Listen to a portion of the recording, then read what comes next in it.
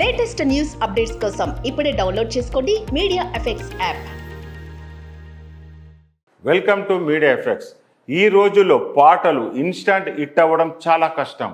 అందుకే already hit అయిన పాటలను తీసుకొచ్చి వాడేసుకుంటారు మన మ్యూజిక్ డైరెక్టర్స్.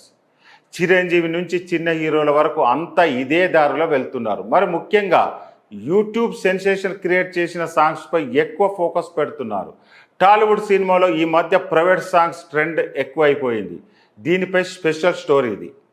ఈ ట్యూన్ ఎక్కడో విన్నట్టుంది అనుకుంటున్నారా? అవును, 25 ఏళ్ల క్రితం పవన్ నోటి నుంచి వచ్చిన ట్యూన్ ఇది. గుర్తుకు రాలేదా? ఒక్కసారి తమ్ముడు సినిమాలోని ఏం పిల్ల మాట్లాడావా గుర్తు తెచ్చుకోండి. ఇప్పుడు ఆయ్ సినిమాలో నాయకి ఏమన్నది అంటూ వాడేశారు రామ్ మిర్యాల. గత ఏడాది బోలో శంకర్లో మంగ్లీ అండ్ బ్యాచ్ చేసిన ఆడు నెమలి పాటను వాడేశారు చిరంజీవి. సినిమాలో ప్రైవేట్ సాంగ్స్ వాడుకోవడం మ్యూజిక్ డైరెక్టర్స్కు ట్రెండ్ అయిపోయింది. ధమాకాలో పల్సర్ బైక్ పాట అలాంటిదే.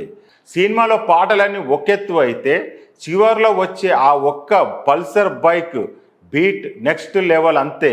ఈ పాటలో రవితేజ, శ్రీలీల ఊపుకు థియేటర్స్ అన్ని విజిల్స్తో మోగిపోయాయి. రాజా ది గ్రేట్లో గున్నా గున్నా మామిడి అంటూ ఇరగొట్టాడు మాస్ రాజు. దీనికి యూట్యూబ్లో 120 మిలియన్స్కు పైగా వ్యూస్ వచ్చాయి. ఇక గత ఏడాది కోట బొమ్మాలిలో లింగి లింగి లింగిడి పాట కూడా ప్రైవేట్ సాంగ్. నాని దసరా సినిమాలో చిత్తూ చిత్తుల్ల బొమ్మ అంటూ బతుకమ్మ పాటను వాడుకున్నారు మ్యూజిక్ డైరెక్టర్ సంతోష్ నారాయణ్. ఈ పాట పిక్చరైజేషన్ అదిరిపోయేలా చేశాడు దర్శకుడు శ్రీకాంత్ ఓదేలా.